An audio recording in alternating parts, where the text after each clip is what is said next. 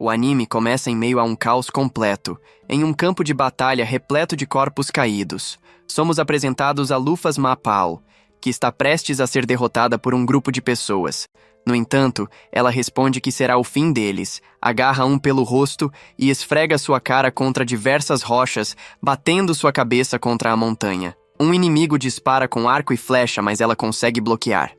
De repente, um lobo surge diante dela e desfere um golpe, porém Lufas bloqueia com facilidade e contra-ataca com uma sequência impressionante de ataques, arremessando o animal para longe. Mesmo após derrotar vários oponentes, outros continuam surgindo.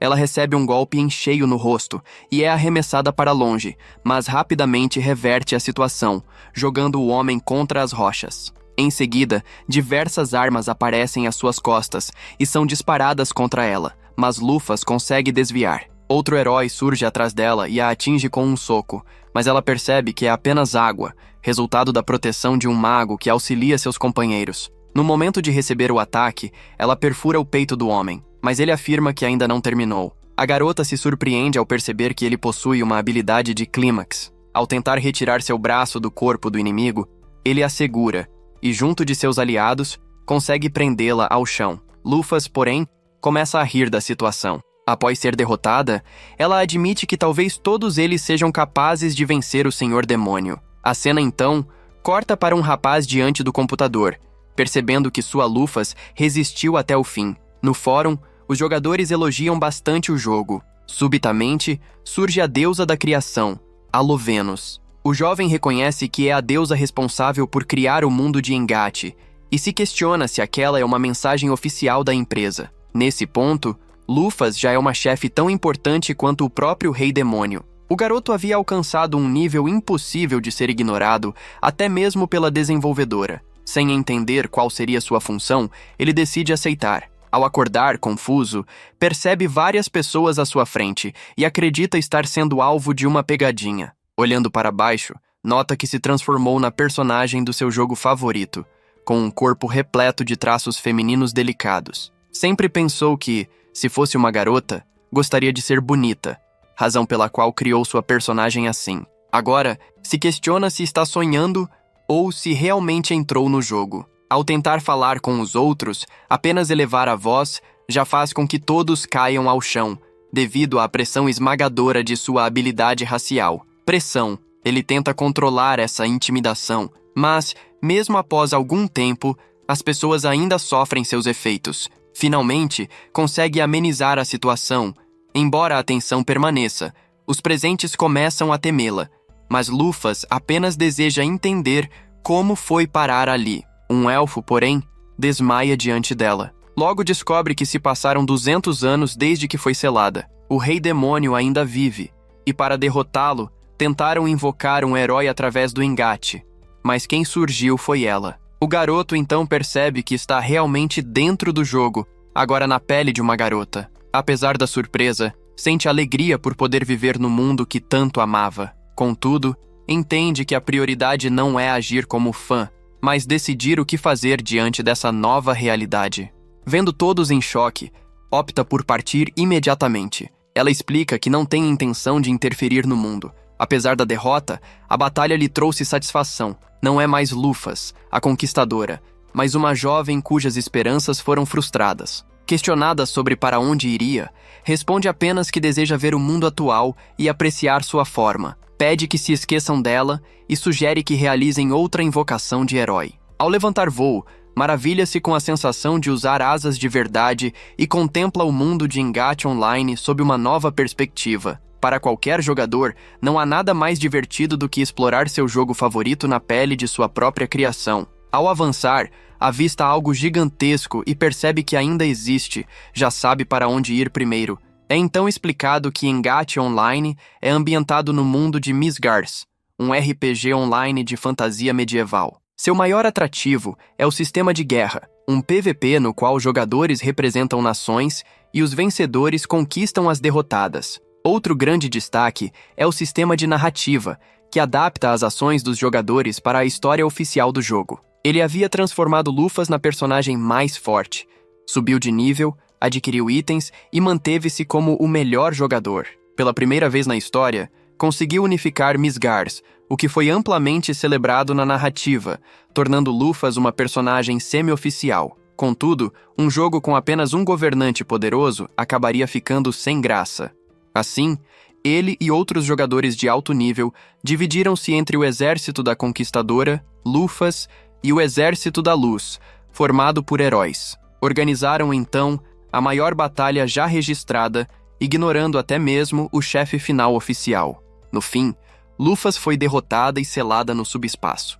Agora, de volta ao mundo, ela contempla sua base, a Torre do Céu Mafal. Ao entrar, percebe que não está tão preservada quanto imaginava, mas a essência permanece. Sente nostalgia ao lembrar de quando seus amigos se reuniam ali para conversar, beber e se divertir. De repente surge Dina, uma garota que aguardou 200 anos pelo retorno de Lufas. Questionada, ela se apresenta como a conselheira.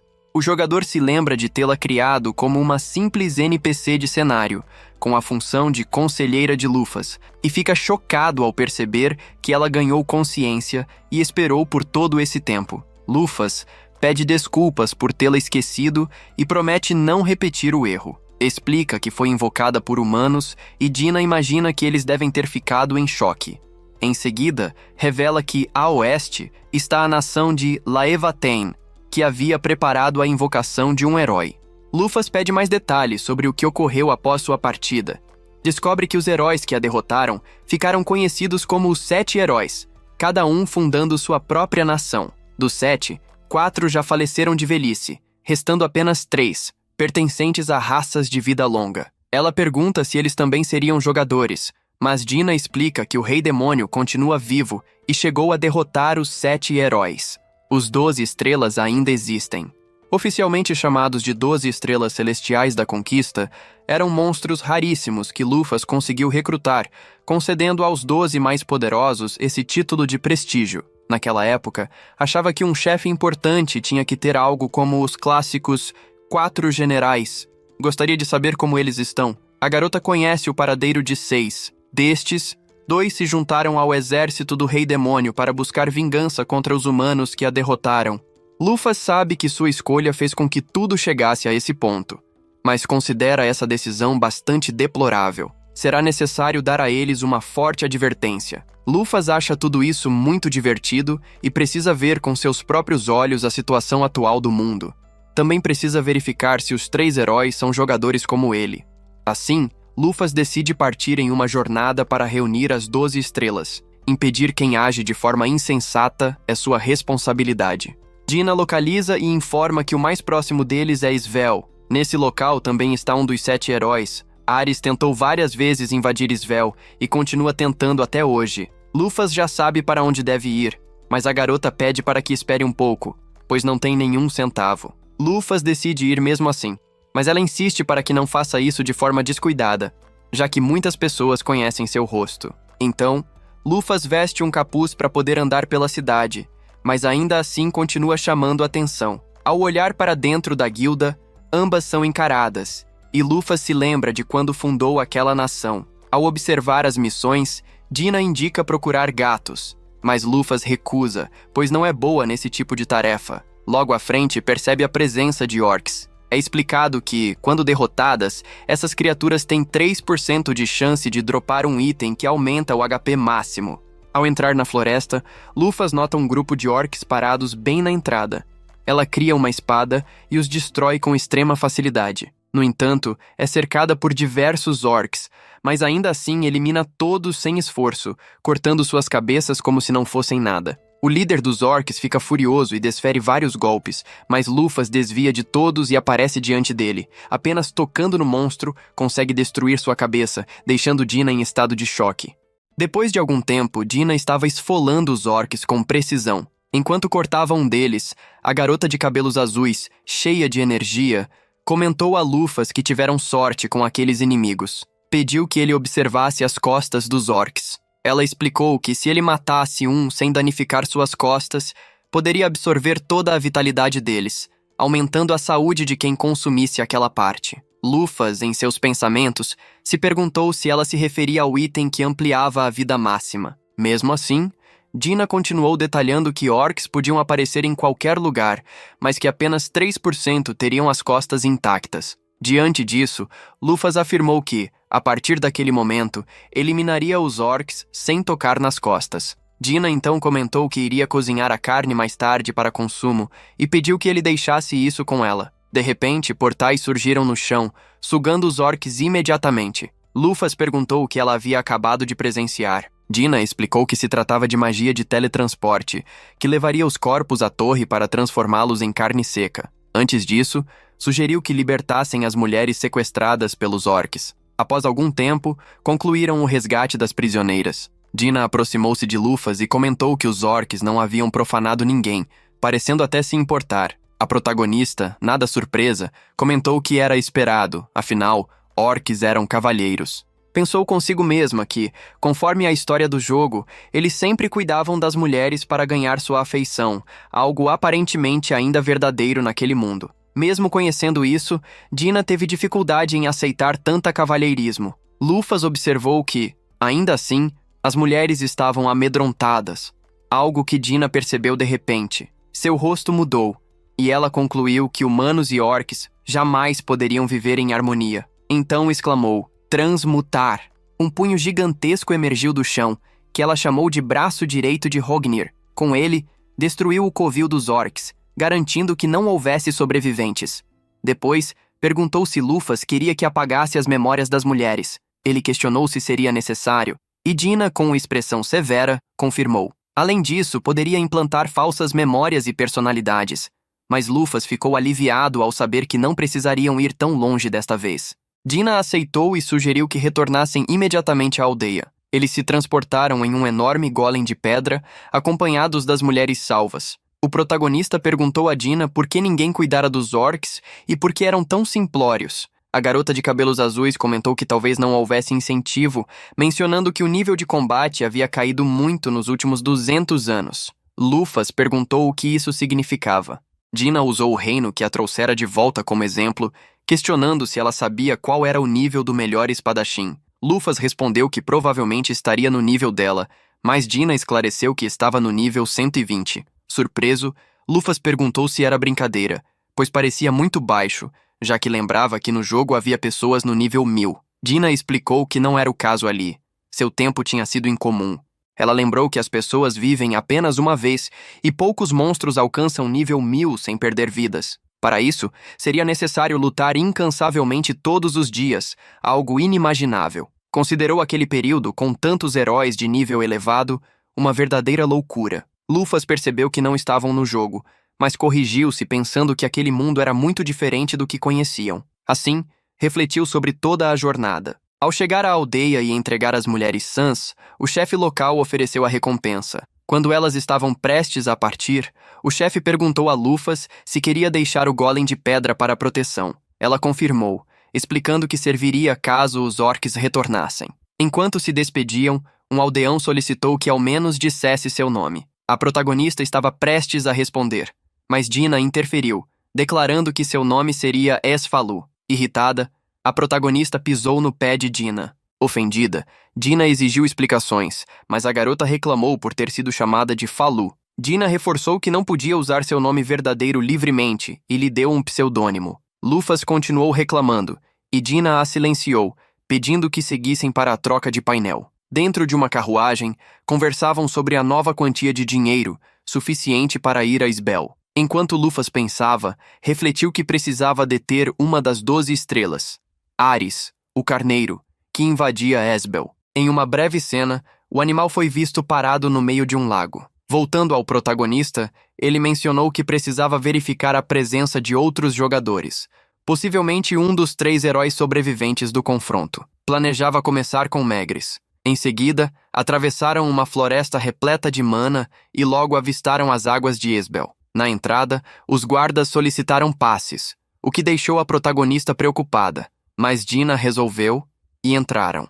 Dentro da cidade, Dina explicou que se tratava de Belisgo, fundada por um dos heróis. O elfo Megres, conhecido como Rei Sábio, destacou que o país era singular devido à abundante mana, com foco em escolas de magia e conhecimento. Aquele que desejasse tornar-se mago ou estudioso se reunia ali. Lufas perguntou se por isso o lago emitia luz. Dina confirmou e questionou se a mana afetava seu corpo. pois seres salgados não a apreciam.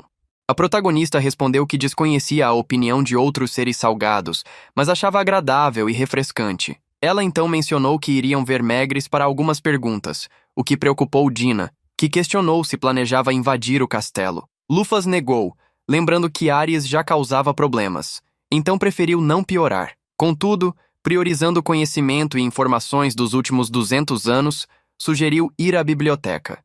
Perguntaram a um homem careca chamado Gans, um mercenário, que indicou a parte leste da cidade e se ofereceu para guiá-los, percebendo que eram novatos. Dina os apresentou a ele e a Lufas. Durante o caminho, observaram a animação do local. Gans confirmou, mencionando que poucas pessoas sentavam-se ali atualmente, já que Ares, uma das 12 estrelas, atacava sem cessar.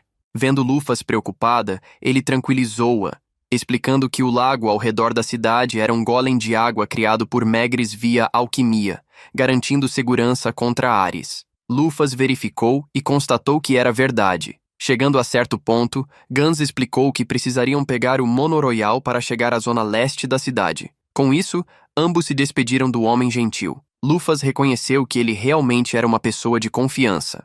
Ao observar seus atributos e perceber que estava no nível 82, ela comentou que, embora baixo para si, ele deveria ser bastante forte entre os humanos modernos. Assim, os vemos finalmente chegando à biblioteca. Lá dentro, Lufas começou a explorar as seções, analisando livros sobre a chegada dos demônios, o surgimento dos Misgars e também sobre os segredos das 7 raças. Entre tantas obras, selecionou 3. Um narrava a glória e a loucura dos 7 heróis, outro tratava da ascensão e queda da humanidade, e por fim, um intitulado Vamos matar os 7 heróis, o grande erro da humanidade. Ela comentou que, já que o país fora fundado por Maegres, um dos 7 heróis, livros críticos poderiam ser marcados como traição. Dina esclareceu que Maegres não era opressor, e com tom levemente zombeteiro, perguntou se Lufas estava surpresa, lembrando que ela não era mais vista como figura odiada.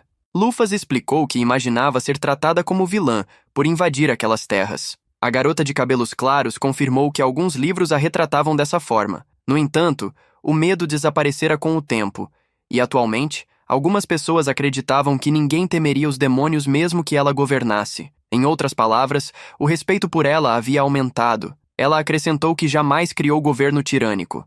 De fato, seu reinado era considerado superior ao de muitos monarcas contemporâneos. O rosto de Lufas mudou positivamente ao ouvir isso, e sugeriu que iniciassem a leitura. 2 séculos atrás, Lufas Mafal surgiu como um ser alado, unificando o mundo em dias. Seu poder era absoluto, mas não se comportava como tirano. Derrubou reis corruptos e salvou muitos povos da opressão. No entanto, a humanidade recusou seu domínio e se libertou. Essa liberdade trouxe consequências terríveis. Seres demoníacos, que apenas temiam Lufas e os 12 corpos celestes sob seu comando, aproveitaram sua ausência para atacar. Os 7 heróis tentaram contê-los, mas foram derrotados. Atualmente, os humanos vivem em territórios cada vez menores, e o mundo corre risco constante de ruína. Lufas percebeu que ainda havia muita pesquisa a fazer para remediar a situação, entendendo que o planeta estava à beira do colapso. Ela também sabia que o Rei Demônio permanecia vivo, razão pela qual heróis eram convocados.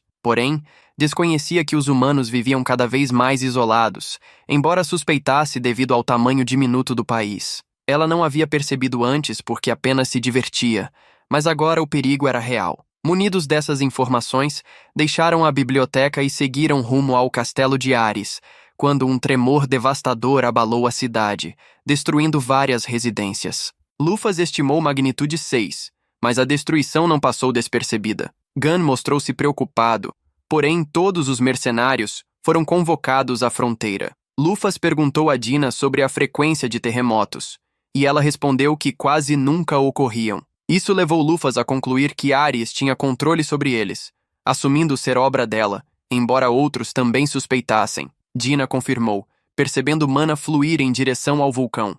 Sugeriu o uso do monoroyal, mas Lufas teve uma ideia melhor: transmutar uma pedra em forma de pássaro. Dina segurou-se firme e juntos partiram. No entanto, algo destoava. Ares era uma ovelha multicolorida, pacífica e inofensiva, questionando por que eram atacados, supondo que haviam sido derrotados pelos heróis. Memórias desconhecidas surgiram, e observamos um exército de monstros com uma ovelha sinistra no comando. Vemos então um passado em que uma ovelha chorava sozinha na floresta até encontrar algo que parecia ser Lufas. Esta ovelha multicolorida era lendária, nascendo a cada 500 anos. Surpresa com a criatura, a observadora tentou entender sua tristeza, imaginando que sofria com ataques humanos e monstros. Sua lã era mais valiosa que ouro. Ao vê-la se afastar, perguntou sobre o sentido de seu choro. Se lamentava por sua fragilidade, deveria enfrentar inimigos. Como não parava de chorar, foi instruída a continuar assim pelo resto da vida. A ovelha então olhou para ela e a mordeu. Observando a reação, foi convidada a se juntar à ovelha para ganhar força e dominar o mundo. Ao perguntar seu nome e descobrir que não tinha, a nomeou Ares. No presente, todos os mercenários se reuniram para a batalha final. Johnny questionou Gunn se aquela era a ofensiva definitiva de Ares. Confirmando, as tropas se posicionaram. Johnny não acreditava que precisaria lutar até a chegada das forças principais. Gunn interpretou o terremoto como declaração de guerra, acrescentando que Lufas ordenara atacar após declarar guerra. Um cavaleiro anunciou que tudo estava pronto e orientou os magos a eliminar o máximo possível de inimigos. À medida que avançavam, arqueiros conseguiram eliminar vários, mas ainda precisavam resistir até o reforço chegar. Guns liderou a linha de frente, abatendo todos que se aproximavam. Ao ver Johnny prestes a ser atacado, despachou o monstro rapidamente. Johnny quis agradecer, mas adiou, visto que muitos inimigos continuavam a avançar. Muitos cavaleiros caíram, e Gunn questionou onde estavam os demais e por quanto tempo resistiriam. Quando a situação parecia desesperadora, Megris permitiu que Lévia entrasse em campo, repelindo todos os monstros da área. Johnny, surpreso, alegrou-se, imaginando se a divindade havia intercedido. Megris parabenizou os soldados, informando que Lévia e ele protegeriam o país. Assim, a divindade derrotou a maioria dos inimigos com facilidade. Dina destacou o medo que instilava e comentou a Lufas que provavelmente não precisaria intervir. Lufas entendeu e ficou satisfeita, feliz por ver Gunn seguro. Dina afirmou que Lévia não teria problemas contra Ares, cujo elemento fogo o colocava em desvantagem. Lufas decidiu verificar as estatísticas do elfo, pensando que não deveria conseguir vê-las. Surpreendentemente, conseguiu, descobrindo que ele estava no nível 500 e possuía a marca dos caídos. Dina compreendeu que Megris tinha status incomum. A garota de cabelos claros observou que os rumores eram verdadeiros. Os 7 heróis haviam sido amaldiçoados após a derrota contra o Rei Demônio, limitando seu poder à metade. Considerando isso, Dina comentou que não conseguiria criar um golem muito forte. Em resumo, Lévia era a última linha de defesa de Esbel. Nesse momento, Ares surgiu, e Lévia atacou imediatamente. Por um instante, parecia ter vantagem, até que Ares lançou uma poderosa bola de fogo, que, embora parecesse errar, tinha como alvo Megris. Lévia rapidamente usou seu corpo como escudo, e quando Ares foi repelido, Megris gritou, "Onda!", criando uma gigantesca onda que inundou toda a área. Ares, porém, elevou-se no ar, formando camadas de fogo, avançando para atacar Megris. O último se protegeu erguendo uma barreira, mas quando esta estava prestes a ceder, Lévia apareceu, detendo Ares. Os cavaleiros, observando à distância, comentaram confiantes que poderiam vencer, com o que Lufas concordou. No entanto, ele destacou que a saúde máxima de Lévia havia sido bastante reduzida, e por isso ela acabaria perdendo. Acrescentou ainda que o plano de Ares não era vencer, apenas fingir seu ataque para enfraquecer Lévia. Observando os monstros, enfatizou que, por serem muito fracos, serviam apenas como isca. Com tudo isso, reforçou que Ares era extremamente astuto, algo que Dina confirmou, lembrando-o que ela mesma planejou tudo daquela forma. Deixando isso de lado, o carneiro se libertou de Lévia. Lufas percebeu que, se continuasse enfraquecendo Lévia, estariam em perigo. Com essas palavras, ela segurou a mão de Dina e pularam diretamente em direção a Ares. Durante a queda, Lufas refletiu sobre o quanto se sentia mal por lutar contra seu servo, apesar de todo o trabalho feito. Pediu desculpas a Ares, gritando que não havia buscado vingança, e em seguida o chutou com tanta força que ele poderia colidir com diversas montanhas. Todos os cavaleiros viram Lufas, que disse ao rei sábio que ela parecia estar sofrendo. Albeola reconheceu seu poder e perguntou quem ele era, mas decidiu responder apenas quando ninguém olhasse. Megris reconheceu a voz e o jeito de falar, sem acreditar que fosse ela. Lufas comentou que cuidaria de Ares e ordenou que Dina continuasse com o teletransporte. Antes de partir, o elfo avisou que alguém manipulava a sede de vingança de Ares. Se fosse quem ele pensava, duvidava que precisasse alertá-la, mas pediu cuidado. Lufas agradeceu o aviso, vindo de um velho amigo, e voou para longe, deixando Dina tonta e Gans curioso sobre sua identidade. Enquanto isso, a ovelha se levantou e, ao ver Lufas diante dela, perguntou quem era. A protagonista ficou surpresa, pois antes apenas balia, prometendo responder ao que buscava, mostrando grande poder na sala. Ares mudou o olhar ao reconhecer essa pressão, referindo-se a Lufas como você. Perguntou se ele duvidava do que via, ou se não acreditava que era alguém parecido com ela. Ares não podia acreditar. Convencido de que sua senhora Lufas estava morta, imaginou que era enganado. Dispersando seu poder, respondeu: de jeito nenhum. Embora não soubesse se ainda era a mesma Lufas, era definitivamente Lufas Mafal. Não havia engano ou ilusão, era a confirmação diante de seus olhos. Estalando o pescoço e fazendo um gesto sutil com os dedos, encorajou-o a atacar, querendo ver quanto ele havia evoluído após 200 anos. Ao mesmo tempo, percebeu que diante dele estava o verdadeiro. Ares avançou, cercado de fogo, soltando um rugido. Lufas admitiu estar animada, ansiosa por uma luta real após chegar àquele mundo. Com um sorriso, ordenou que atacasse. Ares lançou seu ataque furiosamente, e Lufas conseguiu detê-lo apenas com a mão, apontando que ele ainda era o mesmo de 200 anos atrás. Adorável. Estranhamente, disse que iria abraçá-lo, mas o lançou ao céu e então comentou que iria acariciá-lo. Ela o acariciou e com alguns golpes o jogou com força ao chão.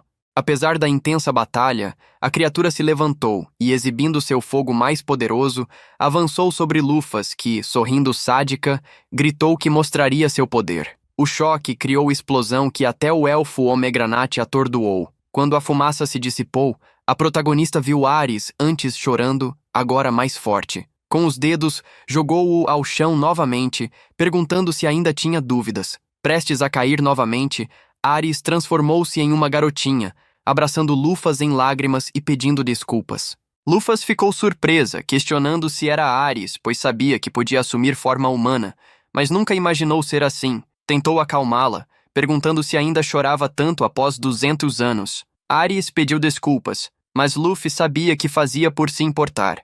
Então também pediu desculpas. Pouco depois, Dina chegou por portal. Luffy, analisando estatísticas, percebeu que a garota não estava no mesmo nível do jogo, mas havia evoluído, mostrando esforço nos últimos 200 anos. A protagonista se curvou, sinalizando que era a primeira parada na busca para recuperar as 12 estrelas. Abrindo asas, pediu a Ares que se unisse sem questionar, sem aceitar desculpas. Ares, sentindo-se como uma ovelhinha, aceitou feliz, contente por ser a número 1. A garotinha, escrevendo para Dina, expressou felicidade em conhecê-la, surpreendendo-a. Aproximou-se rapidamente e perguntou se ela não se lembrava da Torre Mafal, insistindo para que se esforçasse. Ares a reconheceu como a garota sempre em segundo plano, admirando sua capacidade de se mover. Dina, ofendida, perguntou se ela achava que era móvel. A garota não parou, também se espantando por poder falar. Dina respondeu o mesmo, mas reclamou com a mãe, pois a menina dizia coisas cruéis, e começou a chorar. Lufas percebeu e pediu que Ares não a incomodasse. A menina explicou que não incomodava, apenas expressava o que pensava, o que para Dina era pior. Voltando ao assunto principal, Lufas quer perguntar a Ares o motivo da invasão de Esbel. A ovelha olha para baixo por um momento e, com olhos raivosos, diz a ela que era impossível perdoar os humanos que a traíram, já que, apesar de Lufas querer livrar o mundo do medo dos demônios, a humanidade atrapalhou e arruinou seus esforços. Ela acha que, se tivesse permanecido viva, o mundo estaria em paz, mas agora eles só adoram aqueles traidores chamados heróis. Ares não aguentou, nem ela conseguiu perdoá-los. Para ela, Lufas foi um grande apoio, pois se não fosse por ela, ele não estaria mais vivo. Nesse momento, Lufas confirma a grande devoção que Ares tem por ela. Então, aproxima-se, acariciando sua cabeça e pedindo que se acalme um pouco. Com isso, lembra-se do que o rei lhe disse sobre manipular as ovelhas. Então pergunta a ele novamente se esse foi o único motivo para ter realizado a invasão. Lufas percebe que Ares sabe de algo mais, então fica claro que ele não quer vingança. No entanto, fica feliz em saber que se tornou tão forte apenas para vingá-la, e é por isso que não pretende perdoar quem manipulou seus sentimentos. Ele pergunta novamente quem o enganou. Ares precisa de muita coragem para dizer isso. No entanto, naquele momento, mudamos a cena, agora nos encontrando no vulcão Kali. Nele, um demônio menciona que Levia ficou bastante fraca e que eles finalmente serão capazes de conquistá-la. De pé, vemos um enorme exército de monstros. Cada um é de elite, acima do nível 80, com tudo pronto, fazendo-lhes um discurso e ordenando que vão até Isbel e matem todos os humanos que encontrarem. Rindo, ele levanta as mãos para o céu, pronunciando o nome de Deus e exclamando que eliminarão mais um dos heróis tolos que se opuseram a ele. Menciona que valeu a pena passar tantos anos alimentando a sede de vingança de Ares, confessando que usaram uma das 12 estrelas para encurralar seus próprios aliados, gritando que era uma maravilha. Mas, naquele momento, um raio cai atrás dele, deixando todos os monstros feridos e um enorme buraco no chão. O demônio, vendo tudo isso, se pergunta o que aconteceu. Ao olhar para baixo, conseguimos ver a causa. E quem mais senão Ares e Lufas? O demônio não reconhece esta última e pergunta quem poderia ser. Lufas pergunta se aquela é a pessoa que o manipulou, o que Ares confirma. O demônio percebe que ela é forte demais para ele, perguntando se poderia ser um dos 7 heróis, mas está claro que não é. Então, ele imediatamente desce até onde estão. Lufas, ao vê-lo, descreve sua pele azul e seus olhos com cores invertidas como os de um demônio. Ele diz a ela que é verdade, e pergunta a Ares o que tudo aquilo significa e o que aconteceu com todo o seu ódio pelos humanos. Ele a lembra de que seu objetivo era vingar sua amante traída junto com todo o Esbel. A ovelha, irritada, o chama de Marte e diz que ele ainda não consegue perdoar os humanos e que seguirá os 7 heróis por toda a vida até a morte. No entanto, quem ficará mais feliz por ter realizado sua vingança, sem dúvida não será sua amante, mas todos aqueles que o manipularam, ou seja, os demônios. Com isso, Marte ri da última coisa que ela disse. Ares menciona que suas ações de vingança não eram de forma alguma o objetivo de sua amante, muito menos o que ela gostaria que ele fizesse. Ele confessa que sabia disso desde o início, mas desta vez não hesitará e o deterá ali mesmo. Isso chama a atenção de Marte, que pergunta se é assim que as coisas serão, embora já soubesse que esse dia chegaria. Afinal, ele poderia ter acabado com Esbel a qualquer momento, mas passou muitos anos hesitando em fazê-lo. Ele diz a ela que era sua melhor carta contra Levia e que já havia cumprido sua missão. Cerrando o punho, ele diz para não pensar que a deixarão viver depois de tê-los traído. Com uma risada desvairada, ele se joga no chão e saca suas armas, dizendo que cuidará dela sozinho, liberando uma grande energia. Lufas o confronta e diz a Ares que cuidará dele. Ela tenta detê-la, no entanto, lembrando-a de que ainda não se recuperou dos ferimentos causados ao lutar contra ela e ordena que recue. Marte pergunta novamente quem ela deveria ser, pois fica surpreso ao ver alguém com suas habilidades neste mundo. No entanto, este será o seu fim, e ela se arrependerá de ter cometido o enorme erro de vir ao vulcão. Vemos como o corpo de Marte começa a emanar uma aura colorida, dizendo-lhe para observar com atenção. Esta é a arte secreta de Marte, o demônio de gelo e fogo dos 7 luminares, e ele exclama em voz alta, lâminas infernais do inferno espectral gelado. A aura cresce, liberando uma grande energia que move os ventos com força. Marte mostra-lhe as suas armas, mencionando que estas são as espadas gêmeas que o representam. Na mão direita, segura uma espada infernal cercada pelo fogo das mesmas espadas do caos.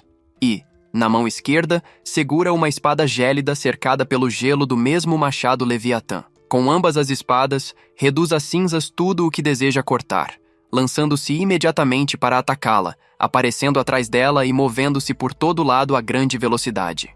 Marte mostra novamente as suas espadas, mencionando que seus preciosos cortes representam os destinos que levará para a vida dela. Um a impedirá de se mover e ela verá o ceifador quando morrer, esclarecendo que essas chamas carbonizam tudo, mas que não deve ter medo delas, já que ele é tão gentil que só a fará sofrer por um momento. E deve agradecê-lo dizendo, obrigado por me salvar deste sofrimento. Será uma honra para ti acabar com a minha vida. Aparecendo atrás dela, ele exclama que o show acabou, mas, num piscar de olhos, Lufas diz para ele calar a boca, e vemos como seu punho está prestes a atingi-lo no rosto, recebendo um golpe que quebra o gelo, apaga o fogo e, no processo, conserta seu rosto. Marty não consegue acreditar que isso seja possível. No entanto, ele identifica suas asas negras e aquele cabelo loiro. Junto com aquele olhar assassino, ele voa para o céu, não acreditando que seja ela. Depois disso, Lufas, tristemente, diz que ele estava muito fraco.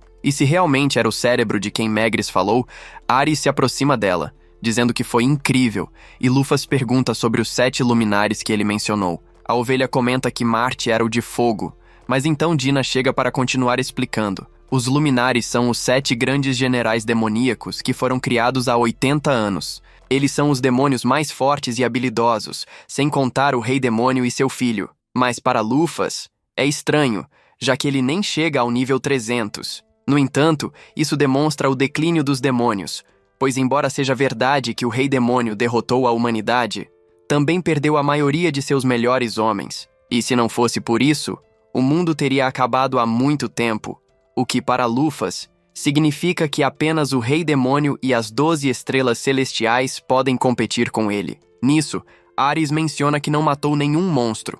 Lufas concorda, já que eles estavam apenas sendo manipulados. Mas, como não podem deixá-los lá, Lufas decide usar captura em todos, transformando-os em seus capangas, mas obviamente não os levará. Nisso, Lufas dá a ordem para retornarem ao seu habitat. Eles não atacarão as pessoas sem um bom motivo. Finalmente, todos vão embora. E com tudo isso resolvido, o sol brilha mais uma vez sobre o vulcão.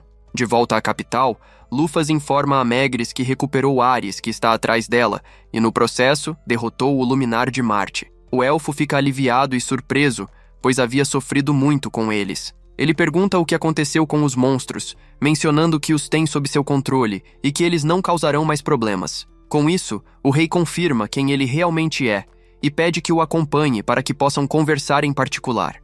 Agora Lufas nos diz que Maegris é um dos melhores que brincaram com ele e que eles foram caçar e conversaram sobre muitas bobagens, mas ele se pergunta se é o mesmo Maegris. Depois disso, vemos o sujeito feliz em ver sua majestade novamente, já que ele os deixou preocupados quando o viram sair para lutar contra Ares.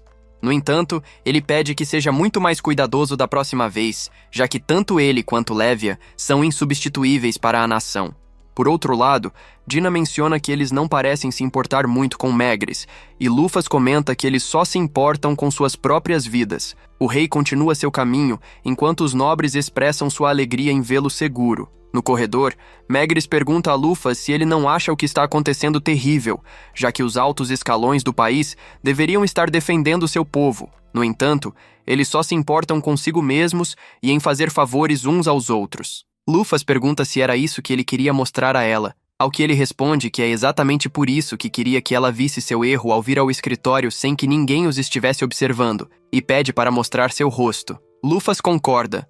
Removendo seu capuz, Maegris diz novamente que já sabia que era ela, mas quando Lufas estava prestes a cumprimentá-lo como um velho amigo, percebe uma expressão preocupada no rosto do rei. Lufas fica atordoado e menciona que não é mais o jogador, perguntando se ele também a olha daquele jeito. Ela comenta que ele não parece ser o Maegris que conheceu, presumindo que ainda esteja sozinha neste mundo. O rei lhe diz que as pessoas mudam e podem ficar mais fortes ou mais fracas ao longo de mais de 200 anos. Ele enfraqueceu não apenas em corpo, mas também em mente. Ele também pergunta por que retornou precisamente agora e se veio para ver o quão longe eles caíram.